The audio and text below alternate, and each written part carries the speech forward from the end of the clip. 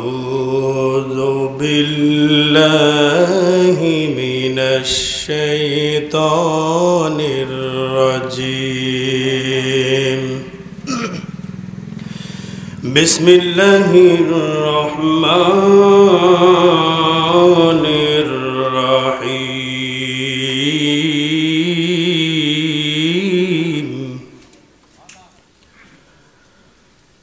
أفمن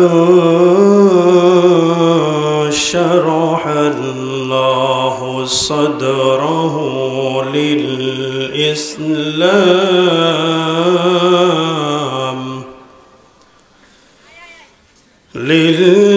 للإسلام فهو على نور من ربه فويل للقاسية قلوبهم بذكر الله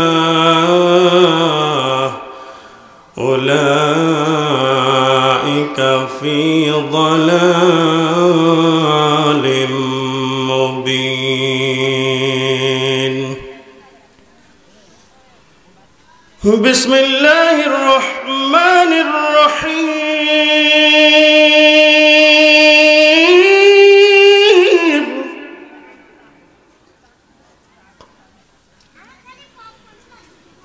أفمن شرح الله صدره للإسلام فهو على نور من ربه فويل للقاسية قلوبهم من ذكر الله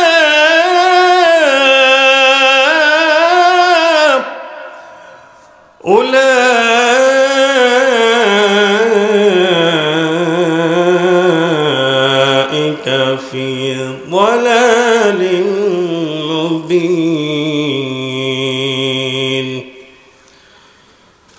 الله نزل أحسن الحديث كتابا متشابها مثانية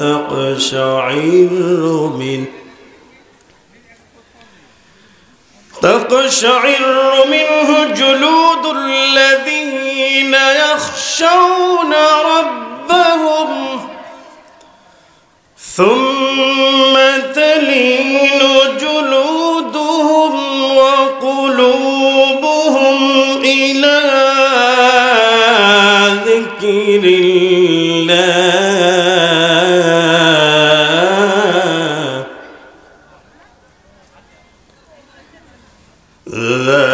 ذلك هدى الله يهدي به من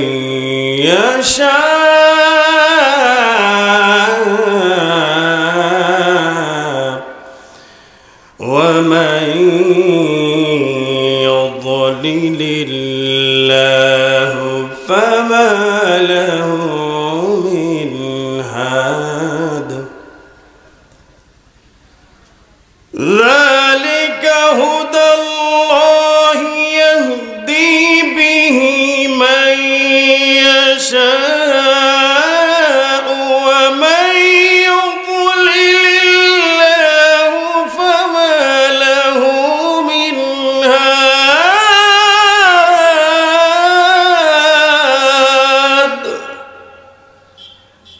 صدقت يا رب العالمين ঐতিহ্যবাহী ঈশ্বরদী উপজেলার মানিকনগর পূর্বপাড়া কেন্দ্রীয় গোরস্থান সংলগ্ন হাজেরা খাতুন হাফিজিয়া মাদ্রাসার বাৎসরিক মাহফিল উপলক্ষে সকল মৃত ব্যক্তিদের রুহের মাগফিরাত কামনায় তৃতীয় বার্ষিক তাফসিরুল কোরআন মাহফিলের সামনে উপবিষ্ট দিনপ্রিয় ইসলামপ্রিয় কোরআনের পাখি আমন্ত্রিত স্বাগত পর্দার অন্তরালে থাকা আবেদা সালেহা সরল মনা মুমিনা মা এবং বোনেরা সকলকে জানাই আন্তরিক মোবারকবাদ এবং দোয়া পাবার আশায় আবারও সালাম জানাই। আসসালামু আলাইকুম ওয়া রাহমাতুল্লাহি ওয়া বারাকাতুহু। কেমন আছেন সবাই? ভালো রাখতে পারেন তিনি কে? সমস্ত প্রয়োজন পূরণ করে দেন তিনি কে? আসমান জমিন এবং যা কিছু আমরা দেখতে পাই, এর মধ্যে যা কিছু আছে এবং আমরা দেখি না, এমন সব কিছুর একচ্ছত্র মালিকানা কার? সেই আল্লাহ পাক রব্বুল আলামিন আমাদেরকে দেখছেন কিনা? আল্লাহ পাক সব জায়গায় সব কিছুই দেখেন, বলি সুবহানাল্লাহ। যে আল্লাহ পাক রব্বুল আলামিন আজকে আমাদেরকে কোরআনের মাহফিল, তাফসিরুল কোরআন মাহফিলে এসে বসার জন্য তৌফিক দান করেছেন, শারীরিকভাবে সুস্থতা দান করেছেন। এই এলাকার মধ্য থেকে অগণিত অসংখ্য মানুষের ভেতর থেকে আমাকে আপনাকে বাছাই করে এই জায়গাতে নিয়ে এসেছেন। আল্লাহ পাক আমাদেরকে মনোনীত করেছেন কোরআন শোনার জন্য, কোরআনের ময়দানে বসার জন্য, বলেন ঠিক কিনা? হুয়া জিতাবাকুম, আল্লাহ পাক তোমাদেরকে কি করেছেন? মনোনীত করেছেন। এই জন্য আপনারা এই কোরআনের মাহফিলে যারা আসতে পেরেছেন, এসে বসেছেন, এখানে আসতে পেরে কি খুশি না বেজার? তাহলে আমরা আল্লাহ পাকের দরবারে খুশি মনে মহান রব্বুল আলামিনের শেখানো ভাষায় উঁচু আওয়াজে সমস্বরে আকাশ বাতাসকে মুখরিত করে কালিমাতুশ শুকর একবার আদায় করছি, সকলে বলছি আলহামদুলিল্লাহ। আর জোরে বলে আলহামদুলিল্লাহ। রব্বানা লাকাল হামদ হামদান কাসীরান তাইয়িবান মুবারাকান ফীহি ইয়া রাব্বি লাকাল হামদু কামা ইয়ানবাগি লিজালালি ওয়াজহিকা ওয়া আযীমি সুলতানিক। শতকোটি দরুদ ও সালাম বর্ষিত হোক বিশ্বনেতা, বিশ্বনবী, মানবতার মুক্তির মহান দূত, মানবতার মহান শিক্ষক, আশরাফুল আম্বিয়া, সাইয়্যিদুল আম্বিয়া, ইমামুল আম্বিয়া, ইমামুল মুরসালিন, খাতামুন নবিয়্যিন, রাহমাতুল লিল আলামিন, সাইয়্যিদিনা হযরত মুহাম্মদুর রাসূলুল্লাহ, সকলে বলছি সাল্লাল্লাহু আলাইহি ওয়াসাল্লাম। সেই সাথে দোয়া করছি আজকের এই মানিকনগর গোরস্থান কেন্দ্রীয় গোরস্থান সংলগ্ন হাজেরা খাতুন হাফেজিয়া মাদ্রাসার পক্ষ থেকে। আর কোরআনের কথা আল্লাহর জমিনে বলতে হবে, বলা লাগবে, বলেছেন, বলা হয়েছে, বলেন ঠিক কিনা? এবং বলা হবে।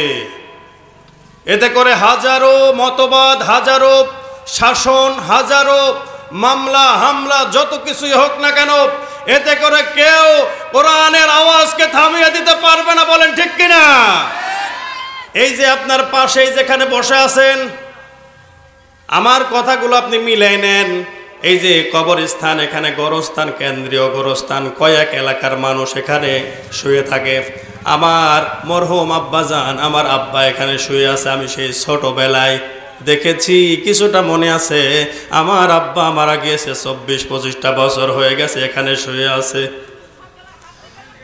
তাহলে আজকে চিন্তা করে দেখুন, এই কবরস্থানের দিকে তাকিয়ে দেখুন, ওই কবর আপনাকে ডাকছে, আমাকে ডাকছে, সকল দুনিয়ার মানুষদেরকে ডাকতেছে কবর, বলেন ঠিক না? কবর প্রতিদিন মানুষকে ডাকে আর বলে, আমি এই কবর এমন একটি জায়গা, আমি একাকী নিঃসঙ্গ ঘর, আমি মাটির ঘর, আমি কীট পতঙ্গ পোকামাকড়ের ঘর। আমার কাছে যদি ওই সময় যদি কোনো দুনিয়ার বুকে আত্ম অহমিকা করে যারা কোরআনের বিরুদ্ধে চলেছে, যারা কোরআন বাদ দিয়ে, আল্লাহর নবীর সুন্নাহ বাদ দিয়ে, তরিকা বাদ দিয়ে, যারা এক কথায় ইসলাম বাদ দিয়ে যে সকল মানুষ এই দুনিয়ার উপরে পদচারণা করেছে, তারা যখন কবরের মধ্যে যাবে, এই সকল মানুষ যখন যাবে, তখন কবর তাকে বলবে, তুই তো বড় খারাপ জায়গায় এসে পড়েছিস, আসল জায়গায় আসতে পারিস নাই। আজকে দেখবি দুনিয়ার বুকে চলাফেরা করা লোকের মধ্যে সবচাইতে নিকৃষ্ট, ঘৃণিত, আমার কাছে সবচাইতে বড় শত্রু ছিলি তুই, বলেন ঠিক কিনা? এবার দেখবি তোরে কেমন মজা দেওয়া লাগে আমি দেব। কে বলবে? আল্লাহ বলবে না, কবর বলবে। কবর তখন তাকে এমন ভাবে সজোরে চাপ দেবে, এই যে এক পাঁজরের হাড় আর এক পাঁজরের মধ্যে এমনি ভাবে ঢুকে যাবে। আর কি করবে? কবরটাকে এমন ভাবে চাপায় দেওয়া হবে, জাহান্নামের দরজাগুলো খুলে দেওয়া হবে, জান্নাতের দরজাগুলো বন্ধ করে দেওয়া হবে। ওর ভিতরে সাপ, পোকামাকড়, বিচ্ছু এগুলোকে প্রবেশ করিয়ে দেওয়া হবে। কঠিন আযাব তাকে দেওয়া হবে, শাস্তি দেওয়া হবে। পক্ষান্তরে যে সকল মুমিন, মুসলমান, ইমানদারেরা কোরআন শুনলে যাদের ভালো লাগতো, কোরআনকে যারা পছন্দ করত, কোরআন শুনে যাদের ঈমানটা বেড়ে যেত, কোরআনের বিরোধিতা করত না, কোরআনের পথ থেকে পৃষ্ঠ প্রদর্শন করত না, ওই সকল মানুষদের যখন কবরের মধ্যে রাখা হবে, কবর তাকে ডাক দিয়ে বলবে, তুমি তোমার আসল জায়গায় এসেছো, ভালো জায়গায় এসেছো। এই দুনিয়ার মধ্যেই মানুষ চলাফেরা করত, সকল মানুষের মধ্যে তুমি আমার কাছে সব চাইতে পছন্দনীয় ব্যক্তি ছিলে। আজকে তুমি ভালো জায়গায় এসে পড়েছো, তোমার জায়গা মতো এসেছো। এখন তুমি দেখো তোমার সঙ্গে আমি কি রূপ সুন্দর ব্যবহার করি। বলেন সুবহানাল্লাহ। এমনি সময় কবরের মধ্যে তাকে জায়গাটা প্রশস্ত করে দেওয়া হবে, তার কোনো আযাব হবে না। জান্নাতি পোশাক পরিয়ে দেওয়া হবে, জান্নাতি বিছানা বিছায় দেওয়া হবে, জান্নাতের নাজ নিয়ামতগুলো ভোগ করতে থাকবে, জান্নাতের দরজাগুলো খুলে দেওয়া হবে। বলেন সুবহানাল্লাহ।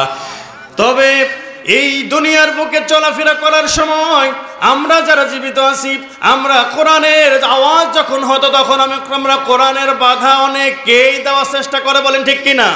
নানা রকম কায়দায় বলতে চায়, কোরআন থেকে কথা বলবেন, কোরআন হাদিসের বাইরে কথা বলবেন না। কোরআনের ময়দানে, তাফসির মাহফিলে কোরআন থেকেই কথা বলা হয়।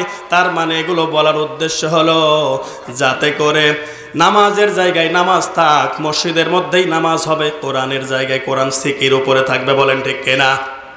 এইটা বোঝানো হয়। একদিকে নামাজ, ইসলাম শুধু নামাজ পড়ার কথা বলে, শুধু হজ আর যাকাত দেওয়ার কথা বলে। ইসলাম এই দুনিয়ার মধ্যে, পৃথিবীর মধ্যে, দেশের মধ্যে, সমাজ, রাষ্ট্র সব জায়গায় প্রতিষ্ঠিত হওয়ার জন্য আল্লাহ পাক দেন নাই। এই জায়গায় আল্লাহ ব্যর্থ। কারণ হচ্ছে আল্লাহ পাক রব্বুল আলামিন সব কিছুর স্রষ্টা। বলেন, আল্লাহ পাক আসমান সৃষ্টি করেছেন আল্লাহ পাক নাকি অন্য কেউ? জান্নাত, জাহান্নাম, এই জমিনগুলো, সাত আসমান এবং সাত তবক জমিন আল্লাহ পাক সৃষ্টি করেছেন। আর এই জমিনের মধ্যে যত প্রকার যা কিছু দরকার হয়, গাছপালা থেকে শুরু করে তরুলতা, মানুষ, পশু পাখি, জীবজন্তু, জিন, ফেরেশতা, রাজি, সব কিছু আল্লাহ পাক সৃষ্টি করেছেন। আল্লাহ পাক রব্বুল আলামিন সমস্ত কিছুর মুলকিয়াতের মালিক বলে আল্লাহ ঘোষণা করেছেন। মহান রব্বুল আলামিন বলেন, তাবারাকাল্লাযী বিয়াদিহিল মুলকু ওয়া হুয়া আলা কুল্লি শাইইন কাদির। বলেন আল্লাহু আকবার। সূরা মুলক 29 নম্বর পারা, প্রথম নাম্বার পৃষ্ঠা, প্রথম নাম্বার লাইনের প্রথম নাম্বার আয়াতে কারিমা এটা। মহান আল্লাহ এখানে ডাক দিয়ে বলেন, তাবারাকাল্লাযী বিয়াদিহিল মুলক। তিনি কত মহান, কত বরকতপূর্ণ, কত সম্মানিত, মোবারক আল্লাহ, যিনি, যার হাতে সমস্ত কিছু, বিয়াদিহিল মুলক, তার হাতেই সমস্ত মুলকিয়াত, তার মানে রাজত্ব। বলেন আল্লাহু আকবার। ওয়া হুয়া আলা কুল্লি শাইইন কাদির। আর তিনি সমস্ত কিছুর উপরে ক্ষমতাবান। বলেন ঠিক কিনা? এরপরে আল্লাহ পাক 2 নম্বর আয়াতে বলছেন সূরা মুলকের, আল্লাযী খালাকাল মাউতা ওয়াল হায়াতা লিয়াবলুয়াকুম আইয়ুকুম আহসানু আমালা ওয়া হুয়াল আজিজুল গফুর। বলেন আল্লাহু আকবার। আল্লাহ বললেন, যিনি সৃষ্টি করেছেন মউত, আগে মউতের কথা বললেন, ওয়াল হায়াতা, এবং হায়াত, জীবন সৃষ্টি করেছেন, মৃত্যু এবং জীবন সৃষ্টি করেছেন তিনি কে? এর একটা উদ্দেশ্য আছে না নাই? কেন সৃষ্টি করলেন? জীবন, মৃত্যু এগুলো বানালেন, আপনাকে আমাকে দুনিয়াতে পাঠালেন, একটা উদ্দেশ্য আছে না নাই? একটা ছাত্র সারা জীবন পড়াশোনা করবে, পরীক্ষা মনে হয় না? পরীক্ষা সিস্টেম আছে না নাই? তাহলে আল্লাহ পাক রব্বুল আলামিন এই দুনিয়াতে সৃষ্টি করলেন, মানুষকে পাঠালেন, আপনি মনে করছেন এমনি এমনি? সব কিছু কি এমনি এমনি হয় নাকি? আপনি একটা ঘর তৈরি করবেন, সেটাও একটা উদ্দেশ্য থাকে, থাকে কিনা? থাকবেন সেখানে। একটা মসজিদ বানাবেন, কিসের জন্য? ওখানে ইবাদত করবেন, নাকি মসজিদটা বানায়ে আপনি রাস্তার উপর নামাজ পড়বেন? বলেন। যদি কেউ মসজিদ সুন্দর করে চাকচিক্য করে একটা মসজিদ ঘর বানায়, আল্লাহর ঘর বানানোর পরে মনে করবেন আল্লাহর ঘর আল্লাহই থাকুক, আমরা মসজিদে নামাজ পড়ব না, মসজিদটা শুধু চাকচিক্য করার জন্য, আমরা মসজিদে নামাজ না পড়ে যেখানে খুশি সেখানে হয় নামাজ পড়ি, না পড়ি, সেটা যা হয় হোক, এমন চিন্তা করে নাকি? তাহলে ওই ব্যক্তির মতো বোকার কেউ আছে নাকি যে নিজে থাকার জন্য ঘর বানিয়ে বাহিরে বাহিরে থেকে বেড়ায়? আপনারা কি এমন? তাহলে উদ্দেশ্য থাকে কিনা বলেন? মাদ্রাসা তৈরি করা হয়েছে, মাদ্রাসার মধ্যে ছাত্র থাকবে, শিক্ষক থাকবে, এখানে পড়ানো হবে, হবে কিনা? একটা উদ্দেশ্য আছে না নাই? যদি এই ছাত্র আর শিক্ষক যদি না থাকে, তাহলে কি মাদ্রাসা কর্তৃপক্ষ মাদ্রাসা রাখবে? মাদ্রাসাকে আর চালাবে নাকি পরিত্যক্ত বন্ধ ঘোষণা করবে? বলেন। বন্ধ ঘোষণা করবে, পরিত্যক্ত হয়ে যাবে। তো এখানে উদ্দেশ্য হলো মাদ্রাসার ছাত্র আর শিক্ষক দিয়ে এখানে পড়ালেখা করাতে হবে। কবরস্থান বানায়ছে, এই কবরস্থান বানানোর পরে যদি এই জায়গায় কেউ না আসে, সবাই পারিবারিক গোরস্থান করে, তাহলে কি এই গোরস্থানের উপলক্ষে কোনো কিছু আর হবে? এই গোরস্থান কমিটি কি ভালো মনে করে আবার এটাকে প্রতি বছর বছরে চাকচিক্য করবে, এরকম কাজ করবে নাকি? কেউ আসে না। তো আমার ভাইরা, একটা ছাত্র পড়ালেখা করে, স্কুলে যায়, কিন্তু সারা জীবন স্কুলে পড়ালেখা করলো গেল, কিন্তু কোনোদিনও তার ক্লাস চেঞ্জ হয় না, কারণ পরীক্ষা নাই। এমন হইলে কি এই সিস্টেম চললে পরে কি কারো পড়া জীবনেও শেষ হইতো? 1 থেকে 2, 2 থেকে 3 এমন হতো, তার মান যাচাই করা সম্ভব হতো না। বলেন ঠিক কিনা? তবে আল্লাহ পাক এই জীবন আর হায়াত, হায়াত মউত আর হায়াত, এই দুইটা জিনিস সৃষ্টি করলেন। উদ্দেশ্য হলো লিয়াবলুয়াকুম আইয়ুকুম আহসানু আমালা। বলেন আল্লাহু আকবার। লিয়াবলুয়াকুম, অবশ্যই তোমাদেরকে পরীক্ষা করা হবে। আইয়ুকুম, তোমাদের মধ্যে কে আহসানু, ভালো কাজ, আহসানু মানে উত্তম উত্তম, আমালা কাজ, ভালো ভালো কাজ কারা করতে পারে, এইটা আল্লাহ পাক যাচাই করবেন, পরীক্ষা নেবেন। বলেন ঠিক কিনা? তো এই দুনিয়ায় আল্লাহ পাক রব্বুল আলামিন আমাদেরকে জীবন দিয়েছেন, আবার মৃত্যু হবে। এই মৃত্যুটা অবশ্যই হবে, অবধারিত। আল্লাহ তাই বলেন আল্লাযী খালাকাল মাউতা, আগে বললেন যে মউতটারে আমি সৃষ্টি করেছি। তোমাদের জীবন যাদের আছে তারা মনে করো না যারা কবরস্থানে চলে গেছে ওরা তো গেছে, আমরা আর যাব না, এমন হবে নাকি? ওই কবরবাসীদেরকে যদি জিজ্ঞানোর বা তাদের থেকে কোনো সওয়াল, কোনো জবাব যদি সওয়ালের পাওয়া যেত, বাহিরের মানুষ জানতে পারতো, তাহলে কত মানুষ যেখানে শুয়ে আছে তাদেরকে যদি জিজ্ঞানো যেত, তাহলে তারা বলতো আমরা ভালো নেই। বলেন ঠিক কিনা? কেননা কোরআনের ময়দান যখন কায়েম হয়েছে, এই কোরআনের মাহফিলে এসে কত মানুষ বাধা দিয়েছে, বিরক্ত বোধ করেছে, আছে না নাই?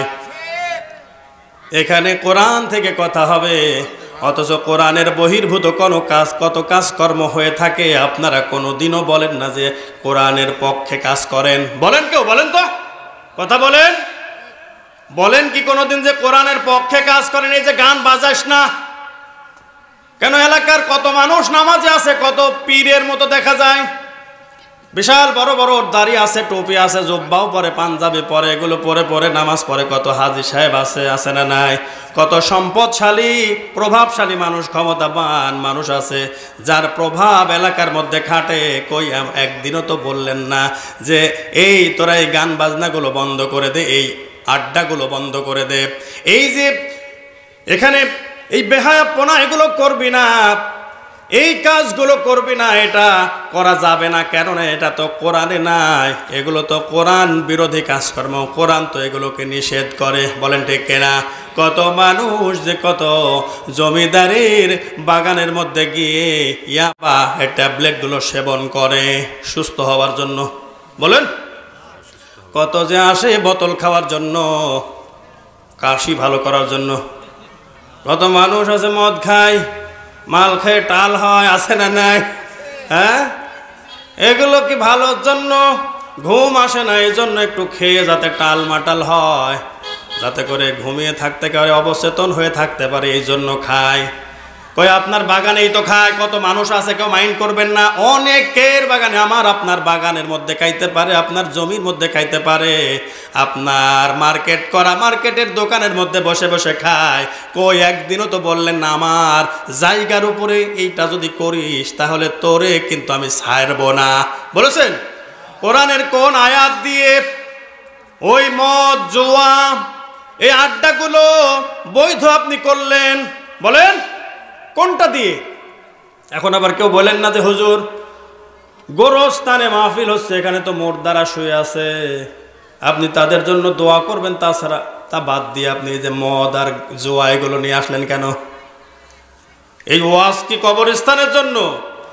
এই গত কিছুদিন পূর্বে কবরস্থানের মাহফিলে চাটমোহরে গেছিলাম, সেখানে বললাম যে ওই যে কবরস্থান, যারা কবরস্থানে শুয়ে আছে তাদের কাছে বা কেউ মরে গেলে তার খাটিয়ার পাশে বসে বসে চকলেট মোড়ানো করে যখন মোড়ানো হয়, সাদা কাপড়ে যখন প্যাকেট হয়ে যায়, তখন তার কাছে গিয়ে কোরআন যদি 100 খতম পড়েন ওই ব্যক্তি আর কোনো কাজ করতে পারবে? ওর কাছে যদি গিয়ে বলেন ওয়াকিমুস সালাতা ওয়া আতুজ যাকাতা ওয়ারকাউ মা'আর রাকিঈন, সূরা বাকারার 44 নম্বর আয়াতের মধ্যে আল্লাহ পাক রব্বুল আলামিন ডাক দিয়ে বলেন ওয়াকিমুস সালাতা, আর সালাত কায়েম করো, দাঁড় করাও। এখন একই এলাকার মধ্যে এক বাড়ির মধ্যে একজন নামাজ পড়ে, বাকি একজনও নামাজ পড়ে না, বলেন তো নামাজ কায়েম? আবার প্রতি বাড়ির থেকে যদি কোনো বাড়ি থেকে একজন পড়ে, তাও আবার 10টা বাড়ি থাকলে 20 জন নামাজ পড়ে। হ্যাঁ, 100টা ঘর যদি থাকে, 100 ঘরের মধ্যে দেখা যায় 50 ঘরও পড়ে না, তো বলেন কি যে নামাজ কায়েম আছে? বলেন। এখন যে মারা গেল, ওই মারা যাওয়া ব্যক্তি তো জীবনে আমাদের মতো সময় পেয়েছিল, আমাদের মতোই কি তাদের স্বাবলম্বী ছিল, সক্ষমতা ছিল, তারা সব কিছুই বুঝতো। ওই ব্যক্তির কাছে গিয়ে যদি ওয়াকিমুস সালাতের এই ওয়াজ পড়েন, তাহলে ওই ব্যক্তির লাভ দিয়ে দাঁড়িয়ে ঘোষণা দেবে আমার পরিবারের সবাই নামাজ পড়বে, কিন্তু নাইলে খবর আছে, এ কথা বলবে। বলেন, কথা কয় না? জমি গেছে গোরস্থানে, তো আপনারা মোর্দা হয়ে গেছেন নাকি? হ্যাঁ, আপনারাও হবেন, টেনশনের কোনো কারণ নাই, কিন্তু এখন জিন্দা ভূমিকা পালন করতে হবে। বলেন ঠিক কিনা? কণ্ঠ দিয়েছেন কে? আওয়াজ দিয়েছেন তিনি কে? এই আওয়াজের ব্যবহার হবে কার পক্ষে? আল্লাহর পক্ষে নাকি শয়তানের পক্ষে? একবার তাকবীর দিন, লিল্লাহি তাকবীর, নারে তাকবীর। আল কোরআনের আলো, কোরআন হাদিসের আলো, আমার নেতা তোমার নেতা, নারে তাকবীর। তাহলে আল্লাহ পাকের কণ্ঠ দেওয়া, আল্লাহ দিয়েছেন, এই কণ্ঠ ব্যবহার করতে হবে। আর আল্লাহ পাকের শেখানো পথে, আল্লাহর হুকুমের পথে, আল্লাহর কোরআনের পথে, আল্লাহর দেওয়া জীবন বিধান, জীবন ব্যবস্থা ইসলামের সপক্ষে। বলেন ঠিক কিনা? মুসলমান যদি থাকতে চান তাহলে আল্লাহ, আল্লাহর রসুলের পথ ছাড়া অন্য কোনো পথে যদি আপনি আপনার এই কণ্ঠের ব্যবহার করেন, তাহলে খোদার কসম করে বলছি আল্লাহ পাক রব্বুল আলামিন আপনাকে ছাড়বেন না। বলেন ঠিক কিনা? এই জন্য অপরাধ করলে সঙ্গে সঙ্গে তওবা করে ফিরে আসতে হবে। ঘোষণাকার আল্লাহর নবী, বিশ্ব নবী বলেন, মুসলমান মুমিনেরা অপরাধ করতে পারে, এটা স্বাভাবিক, কিন্তু অন্যায় করে গুনাহ করে তারা ওই গুনাহের উপর অবিচল থাকবে, তওবা করবে না। এটা কিন্তু অস্বাভাবিক, বলেন ঠিক কিনা? তাহলে অপরাধ হইলে আমাদেরকে কি করতে হবে? তওবা করতে হবে, ফিরে আসার নিয়তে আল্লাহর পথে ফিরে আসতে হবে। ঘোষণা আল্লাহ পাকের আছে না নাই? এই জন্য আমার ভাইয়েরা, তাহলে কবরস্থানের ব্যক্তি সে কি জীবনে বেঁচে ছিল না আমাদের মতো? অনেকেই আছে যে নিজেও নামাজ পড়েনি, অথবা নিজে পড়েছে, হজও করেছে, যাকাতও দিয়েছে মাঝে মাঝে, কিন্তু নিজের পরিবারকে সে ইসলামিক মাইন্ডেড বানাই নাই, ইসলামের পক্ষে কাজে লাগাই নাই। আছে না নাই? আমার ভাইয়েরা একটু কান লাগান। এই যে ওই ব্যক্তিরা এমন, আপনিও যদি জীবনের বেঁচে থাকতেই যদি আপনার পরিবারটাকে, আপনার সমাজটাকে, রাষ্ট্রটাকে পরিবর্তন করার জন্য, নামাজটা কায়েম করার জন্য যদি ভূমিকা না রাখেন, তাহলে আপনি মরে গেলেও আপনার পাশে গিয়ে আকিমুস সালাত যদি পড়া যায়, তাহলে কি আপনি লাভ দিয়ে নামাজ কায়েম করে দিতে পারবেন? তো এটা কি মরার পরের ওয়াজ নাকি আগের? এই কোরআনে কারীম এইটা কি জীবিত মানুষের জন্য নাকি মরে যাওয়া মানুষের জন্য? বলেন। জীবিত মানুষ শুনলে মানতে পারবে, মরে যাওয়া মানুষগুলো আর মানতে পারবে না। তারা আফসোস করতে থাকবে আর বলতে থাকবে, হায় হায় হায়, দুনিয়ায় জীবিত থাকতে যদি কোরআনটাকে মেনে নিয়ে আসতাম কতই না ভালো হতো। বলেন ঠিক কিনা? আমার ভাইয়ের, আল্লাহ পাক তাই বলেন, যখন মানুষ এই দুনিয়ার বুক থেকে বিদায় নিয়ে যাবে, কিয়ামতের ময়দান কায়েম হয়ে যাবে, আল্লাহ পাক সে রুকু করার জন্য ঘোষণা করবেন। আল্লাহ রাব্বুল আলামিন বলেন, ইয়াউমা ইউকশাফু আন সাকিন ওয়া ইউদআউনা ইলাস সুজুদি ফালা ইয়াস্তাতিউন। বলেন আল্লাহু আকবার। আল্লাহ পাক রব্বুল আলামিন বলেন, স্মরণ করো সেই দিনের কথা, পা থেকে গোছা খোলার দিন, ওই দিনের কথা স্মরণ করো। ওয়ায়ুদআউনা, আর ডাকা হবে, ইলাস সুজুদি, সিজদা করার জন্য, সিজদা করার দিকে আহ্বান করা হবে। ফালা ইয়াস্তাতিউন, তখন তারা সিজদা করতে পারবে না। ঠিক কিনা বলেন? কারা সিজদা করতে পারবে না? যারা এই দুনিয়ায় বেঁচে থাকতে সিজদার প্র্যাকটিস করে নাই, সিজদার কাজ করে নাই, যারা দুনিয়ায় জীবিত থাকতে মসজিদে গিয়ে নামাজ আদায় করে নাই, তার সুস্থ শরীর নিয়ে নামাজ আদায় করে নাই, সালাত পড়ে নাই, সালাত কায়েমের পথে হাঁটে নাই, এই ব্যক্তিদেরকে যখন ডাক দেওয়া হবে, তখন ওই ব্যক্তিরা কি করবে? সিজদা দিতে চাইবে ঠিকই, কিন্তু তাদের কোমরের মধ্যে তামাতই ঢুকায় দেবেন। তিনি কে? আরো জোরে বলেন, তিনি কে? ওই দিনকে পারবে না, ওই দিনকে সিজদা দেওয়ার চেষ্টা করবে। দুনিয়ায় জীবিত থাকতে তো কত মানুষের এই সিজদার পথে বাধা দিয়েছে, নামাজ নিজেও পড়ে নাই, আবার নামাজিদেরকে দেখলে ঠাট্টা করেছে। আছে না নাই? ওই সকল ব্যক্তিদের কথাই বলা হচ্ছে, যারা দুনিয়ায় জীবিত থাকতে শরীর সুস্থ থাকা অবস্থায় তাদেরকে নামাজের দিকে আহ্বান করা হয়েছে, কিন্তু তারা আসে নাই, অথচ সক্ষম ছিল। এই দুনিয়ায় হেলাই খেলায় অন্য কাজের মধ্য দিয়ে ব্যস্ত পার করে দিয়েছে, কিন্তু নামাজের ধারে কাছে আসে নাই, কোরআন শুনতে ভালো লাগে নাই। তাই মহান রব্বুল আলামিন ডাক দিয়ে বলেন, খাশিআতান আবসারুহুম তারহাকুহুম যিল্লাহ ওয়া ক্বাদ কানু ইউদআউনা ইলাস সুজুদি ওয়া হুম সালিমুন।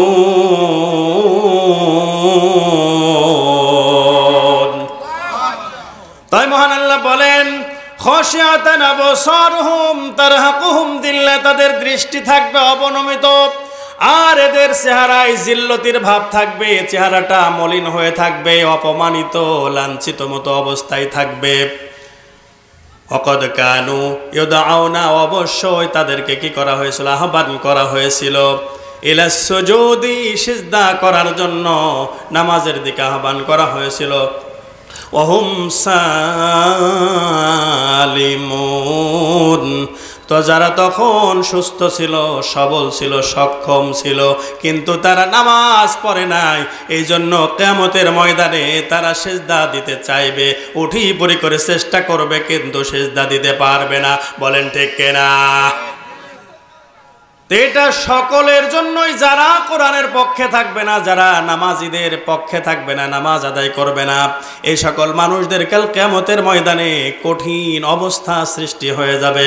তারা কিন্তু চেষ্টা করবে, মনে করবে ওই যে আমার ওই যে আমার ভাই, ওই যে আমার বন্ধু, ওই যে আমার প্রতিবেশী, ওই যে আমার আপনজন, আমি তো ওদেরই বংশোদ্ভূত ছিলাম, একই পরিবারে বসবাস করেছি, একই জায়গায় খাওয়া দাওয়া করতাম, একই এলাকায় থাকতাম, ওদের সঙ্গে যাই।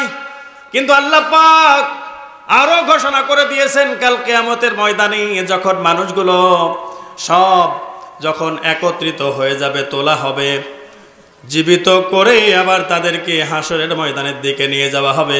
হাসরের ময়দানে যাওয়ার পরে ওই যে পরিচিতদেরকে দেখে দেখে, নামাজীদের ভালো অবস্থা দেখে যারা বিরুদ্ধবাদী ছিল, এরাও চেষ্টা করবে ওই সকল নামাজীদের পক্ষে, আল্লাহর দলের লোকজনদের সঙ্গে তারা গিয়ে গিয়ে কি করবে, ওই জায়গায় ভিড় জমাবে। কিন্তু আমার আল্লাহ পাক রব্বুল আলামিন তখন ঘোষণা করে দিবেন, ওয়ামতাজুল ইয়াওমা আইয়ুহাল মুজরিমুন। বলেন আল্লাহু আকবার।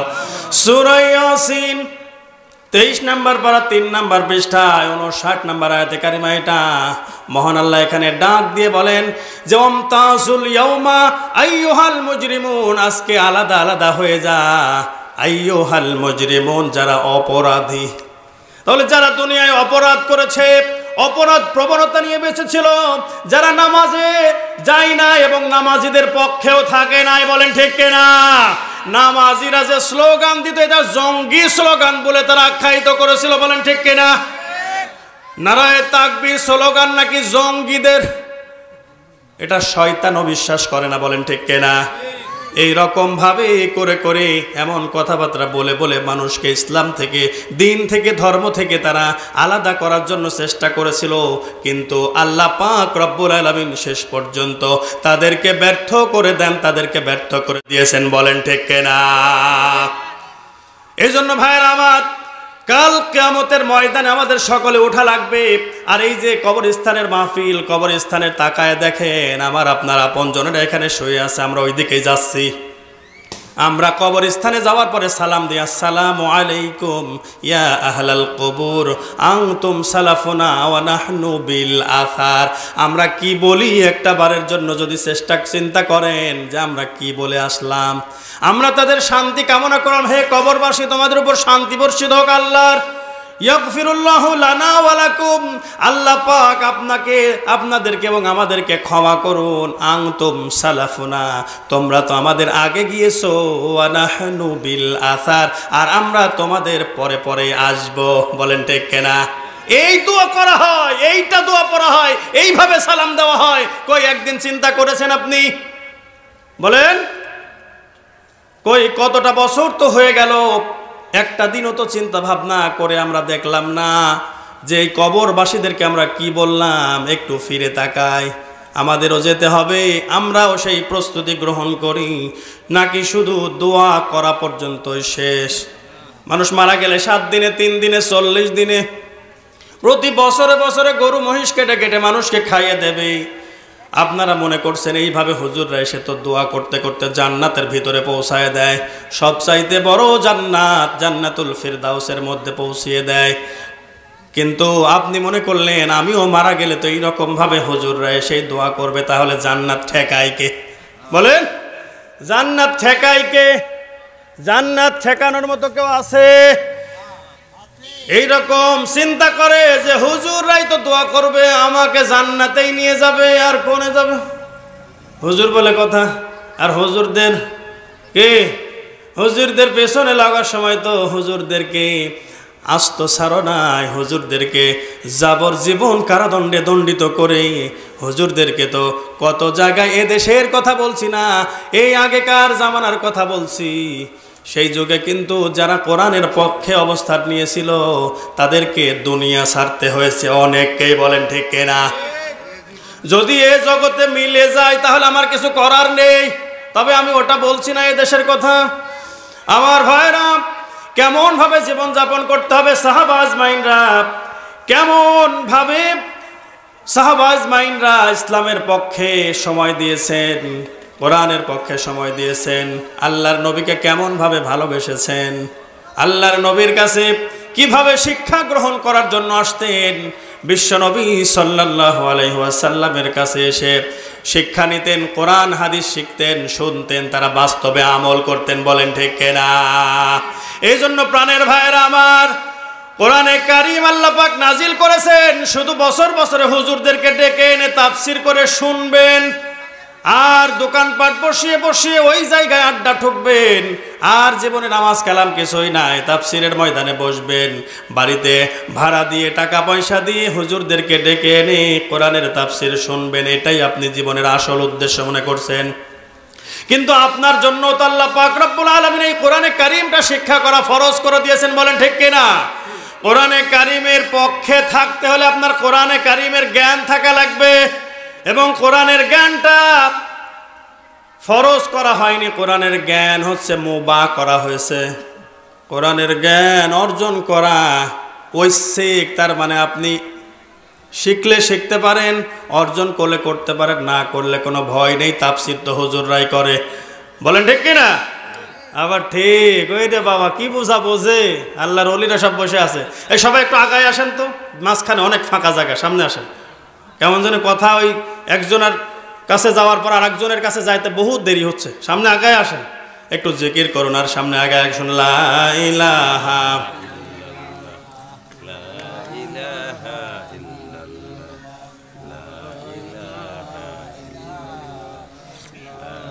অনেকেই আসে না, সামনে আসতে ভয় লাগে। এভাবে বসা, এখানে বসা, ওইভাবে বসার কোনো বৈধতা নেই, গুনাহ হবে।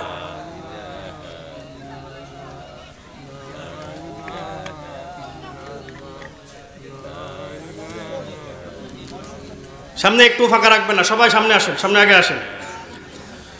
লা ইলাহা ইল্লাল্লাহু মুহাম্মাদুর রাসূলুল্লাহ সাল্লাল্লাহু আলাইহি ওয়াসাল্লাম। কোরআনে কারীমের ময়দানে আমাদেরকে শুধু এই বছর বছরে শুনলে হবে না, কোরআনে কারীমের জ্ঞান অর্জন করা প্রতিটি মুসলমানদের জন্য ফরজ করেছেন তিনি কে? কোরআনের জ্ঞান শিক্ষা করা কিন্তু ঐচ্ছিক না, কোরআনের জ্ঞান ইচ্ছামতো আপনি শিখবেন না, তা হবে না, তা হবে না। কারণ কোরআনের জ্ঞান অর্জন করা, বিশ্ব নবী সাল্লাল্লাহু আলাইহি ওয়াসাল্লাম বলেন, তলাবুল ইলমি ফারিদাতুন আলা কুল্লি মুসলিমিন, প্রতিটি মুসলমান নর এবং নারীর উপরে কোরআনে কারীম দ্বীনের ইলম শিক্ষা গ্রহণ করা হলো ফরজ।